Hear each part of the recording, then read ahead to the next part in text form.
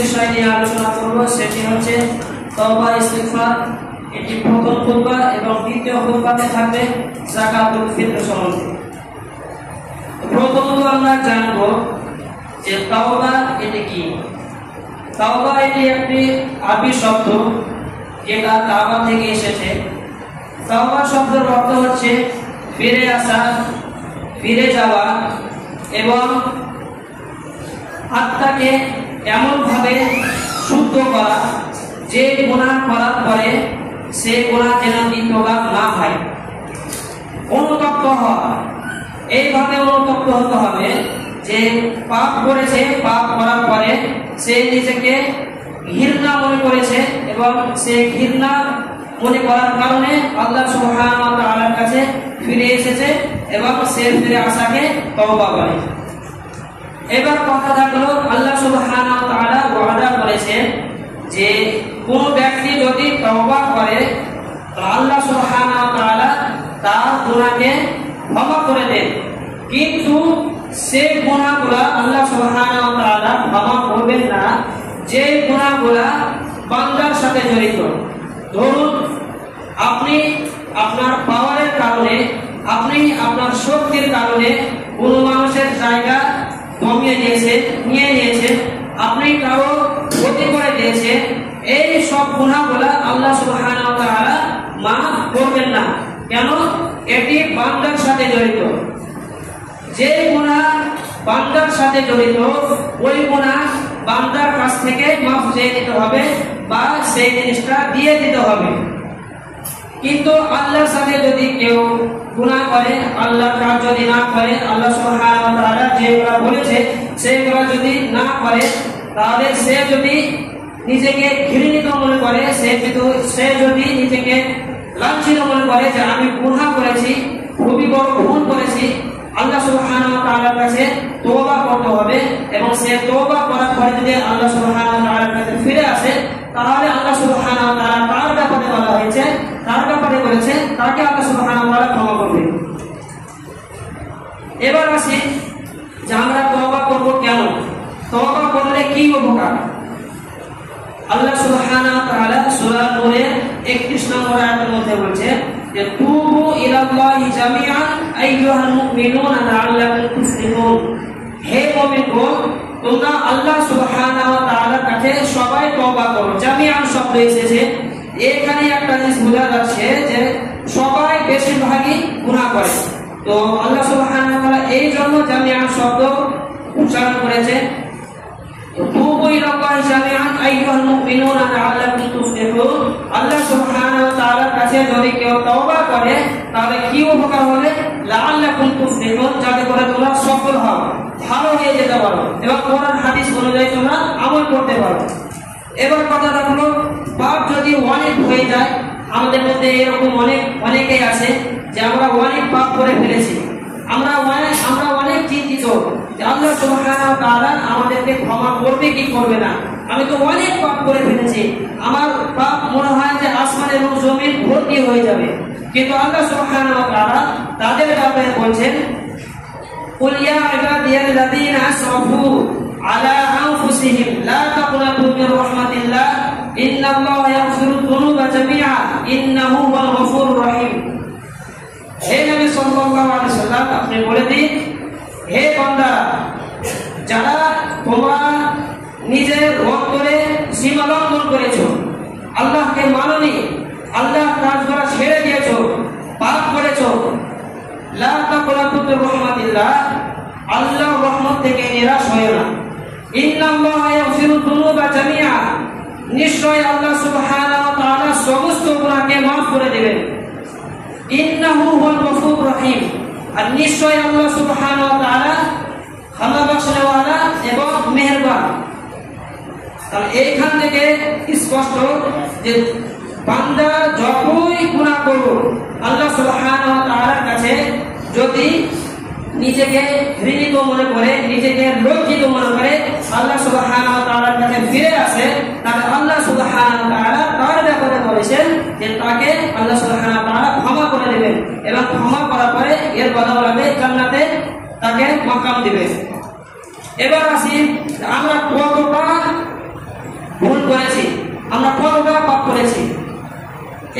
হাদিস আছে যেটা এরকম যে একজন 99 জন হত্যা করেছে, একজন 99 জন হত্যা করেছে।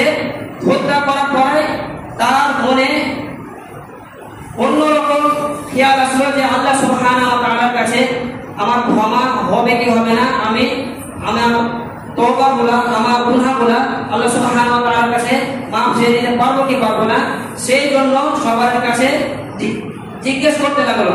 তখন তাদের মধ্যে একজন বললেন যে অমুক জায়গায় এক পাদ্রী আছে, পাদ্রী মানে ইসলামের জ্ঞান রাখে বা কোরআন হাদিসের জ্ঞান রাখে, ওকে পাদ্রী বলে, সেইখানে যদি যান তাহলে তার উপায় বলে দেবে। তখন সেই 99 জন হত্যাকারী সেই পাদ্রীর কাছে গিয়ে তাকে বললেন যে আমি এরকম এরকম আমি 99 জনকে হত্যা করেছি, আমার কি তওবার কোনো রাস্তা আছে? তখন সে ব্যক্তি বলল যে না, তোমার তওবার কোনো রাস্তা নাই, আল্লাহর কাছে ক্ষমা চাওয়ার কোনো রাস্তা নাই। তখন সে ব্যক্তিটিকে সেই 99 জন হত্যাকারী তাকে খাতাল করে দিলেন, মেরে দিলেন। তাহলে এইখান থেকে একটা জিনিস স্পষ্ট হচ্ছে যে যদি কারো কিছু জানা না থাকে কিছু জিনিসের ব্যাপারে, কোনো মাসলার ব্যাপারে, তাহলে সে যেন ফতোয়া না দেয়, নচেত এইরকম তার পরিণত হবে। তখন তার আরো চিন্তা বেড়ে গেল, 100 জন ভোট করে দিলেন। ভোট করার পরে তার আরো আল্লাহ সুবহানাহু ওয়া তাআলার কাছে আশা আছে যে আল্লাহ সুবহানাহু ওয়া তাআলা আমাকে ক্ষমা করবে কি করবে না, এই কারণে সে আবার খুঁজতে লাগলো যে ক্ষমার আশায়।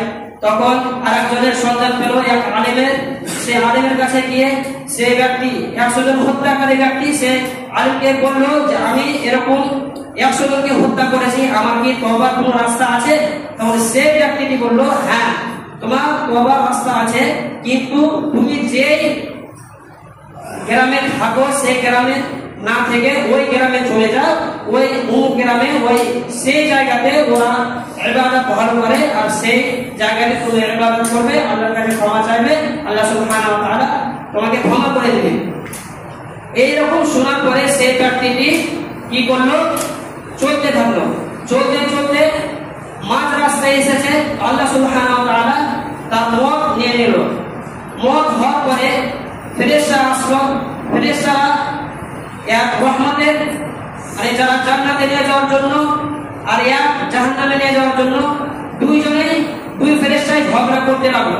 ঝগড়া করতে করতে তাদের একটা মীমাংসা করার জন্য মানুষ রূপে এক ফেরেশতা আল্লাহ সুবহানাহু ওয়া তাআলা পাঠার পরে তাদেরকে বলল যে সে ব্যক্তিটি যে এখান থেকে যতটা এসছে ওই জায়গাটা বেশি না যেখানে যাবে সেই জায়গাটা বেশি, এই দুটো জিনিস মাফ করতে বলল।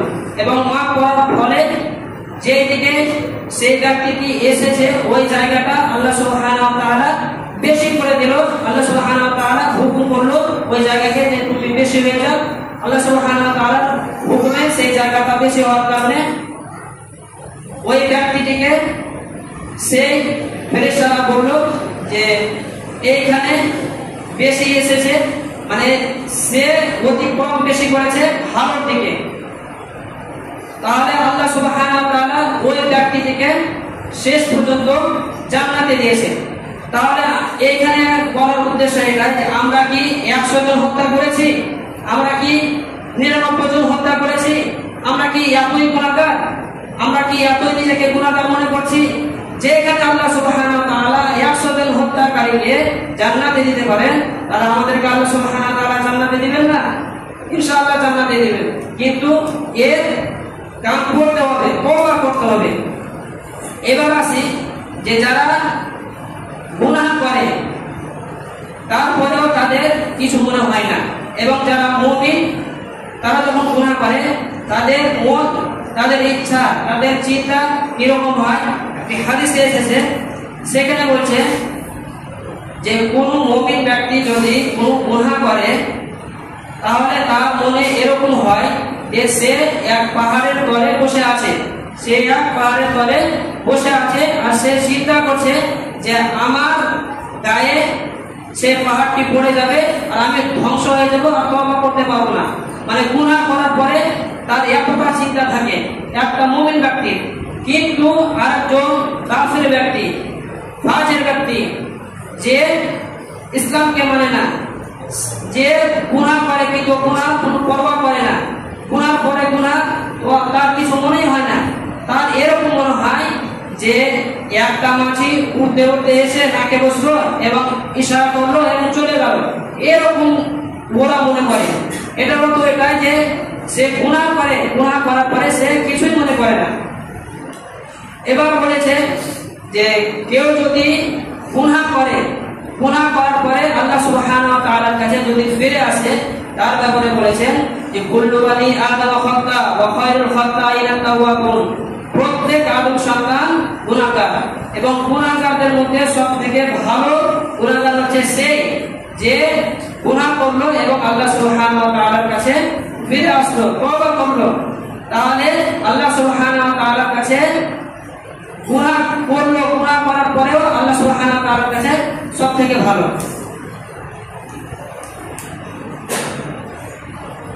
আল্লাহ সুবহানাহু ওয়া তাআলা আরো বলছে যে মরণের আগে তোমাদেরকে তওবা ইস্তেগফার করতে হবে, নচেৎ মরণের সময় যদি তওবা ইস্তেগফার করে তাহলে তার তওবা কবুল হবে না। যেমনটি ফিরআউন যখন মরছিল তখন সে তওবা করার ইচ্ছা পোষণ করেছিল, হাত্তা ইযা আদরাকাল গরাকু ক্বালা আমানতু আন্নাহু লা ইলাহা ইল্লাল্লাযী আমানাত বিহি বানু ইসরাঈল ওয়া আনা মিনাল মুসলিমিন। যখন সে ডুবছিল দরিয়াতে তখন সে আল্লাহর প্রতি ঈমান আনার চেষ্টা করেছিল, কিন্তু তাকে আল্লাহ সুবহানাহু ওয়া তাআলা সে ক্ষমতা দেননি। ওই রকমই যারা এখনো জীবিত আছি, যারা এখনো বেঁচে আছি, তাদের উচিত হবে যে মরণ আসার আগে আগে তাদের তওবা করা। আল্লাহ সুবহানাহু ওয়া তাআলা কত দয়াবান, কত মেহেরবান যে একজন মানুষ সারা জীবন গুনাহ করে আসলো, পাপ করে আসলো, খারাপ কাজ করে আসলো, কিন্তু আল্লাহ সুবহানাহু ওয়া তাআলার কাছে যদি সে ব্যক্তি তওবা করে এবং ফিরে আসে এবং ভালো আমল করতে লাগে, তাহলে সে ব্যক্তি যতটা গুনাহ করেছিল সে গুনাহ পরিবর্তে সেই গুনাহগুলো নেকিতে পরিবর্তন করে দেয়। আল্লাহ সুবহানাহু ওয়া তাআলা ওই গুনাহগুলো নেকিতে পরিবর্তন করে দেয়। তাহলে আল্লাহ সুবহানাহু ওয়া তাআলা কত রহমান, কত রহিম। আমাদেরকে এখান থেকে বুঝতে হবে যে তওবা এবং ইস্তেগফার কতটা গুরুত্বপূর্ণ।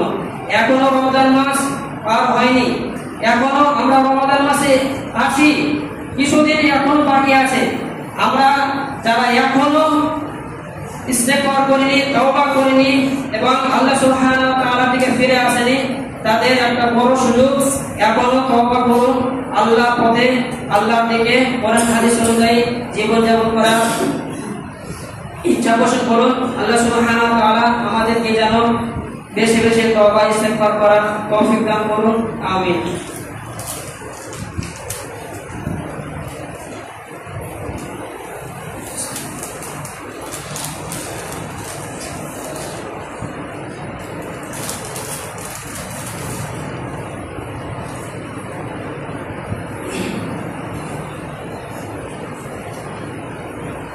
إن الحمد لله وحده والصلاة والسلام على من لا نبي بعده، أما بعد، أعوذ بالله من الشيطان الرجيم، بسم الله الرحمن الرحيم، أطيعوا الله وأطيعوا الرسول। সম্মানিত উপস্থিতি, এখন যে বিষয় নিয়ে আলোচনা করব সেটি হচ্ছে যাকাতুল ফিতর, ফিতরা সম্বন্ধে। ফিতরা সম্বন্ধে আমরা অনেকে জ্ঞাত আছি, আমরা জানি, তারপরেও আমাদের জানা জরুরি, কারণ স্মরণ করিয়ে দেওয়ার জন্য এটা জরুরি। যাকাতুল ফিতর কি? যাকাতুল ফিতর কি? এখানে একটা হাদিস এসেছে হযরত ইবনে ওমর রাদিয়াল্লাহু আনহু থেকে, তিনি বলছেন যে ফারাদা রাসূলুল্লাহ সাল্লাল্লাহু আলাইহি ওয়াসাল্লাম যাকাতুল ফিতরি সাআন মিন তামরিন আও সাআন মিন শাঈরিন। রাসূলুল্লাহ সাল্লাল্লাহু আলাইহি ওয়াসাল্লাম ফরজ করেছেন যাকাতুল ফিতরকে কতটা এবং কি দিয়ে? এক সা। এক সা বলতে সৌদি আরবে এক সা 2.5 কিলো বা 3 কিলো ওজনকে এক সা বলে। তো খেজুরের 2.5 কিলো বা 3 কিলো এরকম ওজনে সাদকাতুল ফিতর বা যাকাতুল ফিতর আমাদেরকে বের করতে হবে খেজুর দিয়ে নচে জল দিয়ে। এবার এর ব্যাখ্যা আছে, আমি পরে বলছি। তারপরে আছে কার কার উপর যাকাত ফরজ, মানে কাকে কাকে যাকাত দিতে হবে। আলাল আবদি ওয়াল হুররি ওয়াল যাকারি ওয়াল উনসা, গোলাম এবং আযাদ এবং ছেলে এবং মেয়ে। তারপরে বলা হয়েছে ওয়াস-সাগীর ওয়াল কাবীর, ছোট ছেলে ছোট মানুষ আর ছোট মেয়ে, বা বড় ছেলে বা বড় মানুষ বা বড় মেয়ে। তারপরে বলছেন মিনাল মুসলিমিন, এইগুলো তো আছে, কিন্তু সব থেকে যেটা বিষয় হচ্ছে মিনাল মুসলিমিন, মুসলমান হতে হবে। তাহলে যাকাত ফরজ কাদের উপর? যারা গোলাম, যারা আযাদ, যারা ছেলে এবং যারা মেয়ে, এবং যারা নারী পুরুষ, যারা বড় এবং ছোট, এদের উপরে যাকাত ফরজ এবং তাকে মুসলমান হতে হবে। এবং এটা কখন দিবে? এটা বলছে ওয়াহাবা বিহা, এটা রাসূলুল্লাহ সাল্লাল্লাহু আলাইহি সাল্লাম হুকুম দিয়েছেন। কখন দিবে? জান তুয়াদা ক্বাবলা খুরুজিন নাস ইলা সালাত, যখন ঈদের নামাজ পড়তে যাবে তার আগে। যাকাতুল ফিতর কখন প্রদান করতে হবে, কখন দিতে হবে? ঈদের নামাজের আগে যাকাতুল ফিতর আমাদেরকে দিতে হবে। এবার একটা দ্বিতীয় হাদিসে এসেছে, যেটা আবু সাঈদ খুদরি রাদিয়াল্লাহু তাআলা আনহু থেকে বর্ণিত। সেখানে বলছেন কুন্না নুখরিজু যাকাতুল ফিতরি সাআন মিন তাআমিন, আমরা যাকাতুল ফিতর বের করতাম একশা খাদ্য দিয়ে, প্রধান খাদ্য দিয়ে। তো আমাদের প্রধান খাদ্য হচ্ছে চাউল। সে চাউল একশা, মানে 2.5 কিলো বা 3 কিলো ওজনে আমাদের মাথা কিছু যাকাতুল ফিতর বের করতে হবে। এবার থাকলো, তারপরে বলছে আওসামিন শাইরিন, আওসামিন তামরিন, আওসামিন আকিন, আওসামিন আকিন, আওসামিন জাবিবিন।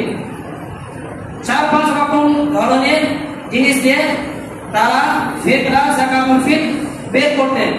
কিন্তু আমাদের যেহেতু প্রধান খাদ্য হচ্ছে চাউল, ওই হিসাবে তমের শব্দ এসছে। তমের কথা হচ্ছে যে খাদ্য দ্রব্য, খাদ্য শস্য। তো আমাদেরকে খাদ্য শস্য দিয়ে যাকাত বের করতে হবে। এবার কেন দিবেন যাকাতুল ফিতর বা যাকাতুল ফিতর আমাদেরকে কেন দিতে হবে? এটার ব্যাপারে হযরত ইবনে আব্বাস রাদিয়াল্লাহু আনহু থেকে বর্ণিত একটি হাদিস, সেখানে বলছে ফরাদা রাসূলুল্লাহ সাল্লাল্লাহু আলাইহি ওয়াসাল্লাম যাকাতুল ফিতরি তুরাবাল লিসাইম মিনাল লাবি ওয়ার রাফাসি ওয়া তুরমাতাল লিল মাসাকিন। যাকাতুল ফিতর এই কারণেই দিবে যে আমাদের মধ্যে যারা রোজা করছি, তো রোজার যে ভুল ত্রুটিগুলা কাজের দ্বারা বা কথার দ্বারা বা ব্যবহারের দ্বারা যে ভুল ত্রুটি হয়েছে রোজার মধ্যে, সেই ভুল ত্রুটিকে সংশোধন করার জন্য এই যাকাতুল ফিতর আমাদেরকে প্রদান করতে হবে, আমাদেরকে দিতে হবে। আরেকটি কথা, তুরমাতাল লিল মাসাকিন, এবং মিসকিনদের খাবারের জন্য এই যাকাতুল ফিতর আমাদেরকে বের করতে হবে বা আমাদেরকে দিতে হবে। তাহলে দুটো জিনিস, একটা আমাদের রোজা মাসে আমরা রোজা রেখেছি এবং রোজা সিয়াম রেখেছি, এবং সিয়ামের যে ভুল করা হয়েছে, ত্রুটি করা হয়েছে কথার দ্বারা বা ব্যবহারের দ্বারা, সেই ভুল ত্রুটিগুলা ক্ষমা করার জন্যই এই যাকাতুল ফিতর বা সাদাকাতুল ফিতর আমাদেরকে দিতে হবে, এবং এটা মুসলমানদের মিসকিনদের খাদ্য হিসাবে আমাদেরকে প্রদান করতে হবে। আরেকটা হাদিসে এসেছে যে যেমন নামাজ যখন ভুল হয়ে যায় তখন সাজদায়ে সাহু করে, নামাজ যখন ভুল হয়ে যায় তখন সাজদায়ে সাহু করে নামাজটাকে সঠিক করার জন্য। তো ওই রকমই যাকাতুল ফিতর প্রদান করবে, যাকাতুল ফিতর দিবে। ওই কারণে যে রমজানের মধ্যে রোজা রেখেছে, সিয়াম রেখেছে, সিয়ামে যে ভুল ত্রুটি করা হয়েছে ওই ভুল ত্রুটিগুলা ক্ষমা করার জন্য এই সাদাকাতুল ফিতর প্রদান করতে হবে, দিতে হবে।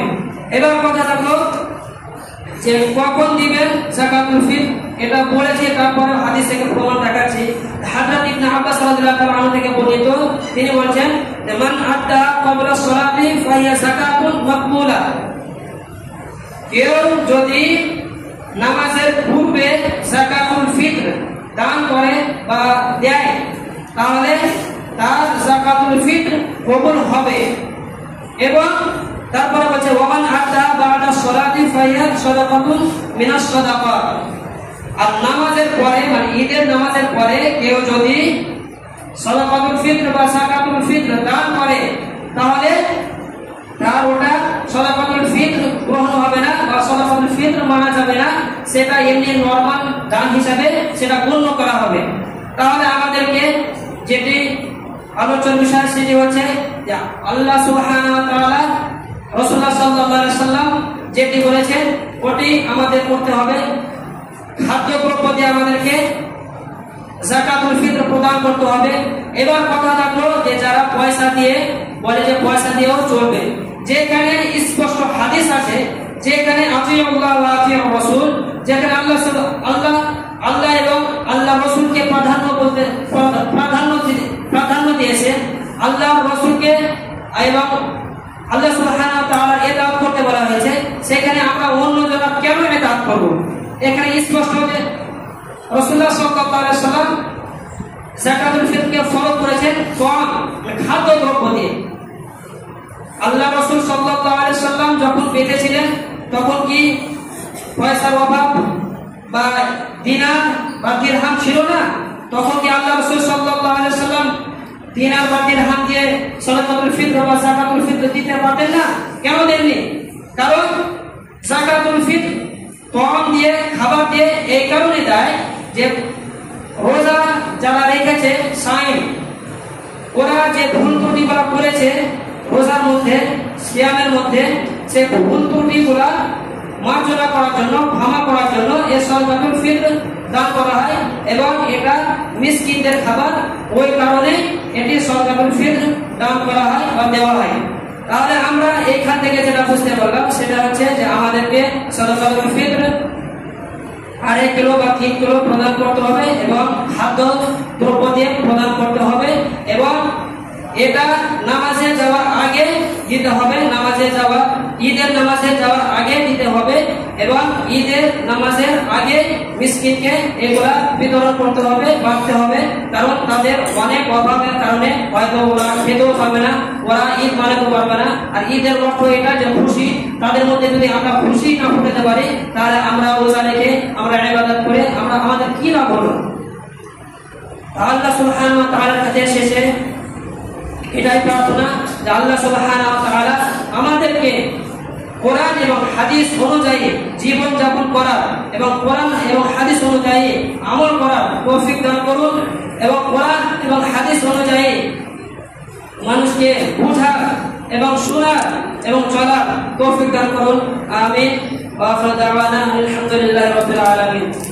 اللهم صل على محمد وعلى ال محمد كما صليت على ابراهيم وعلى ال ابراهيم انك حميد مجيد. اللهم بارك على محمد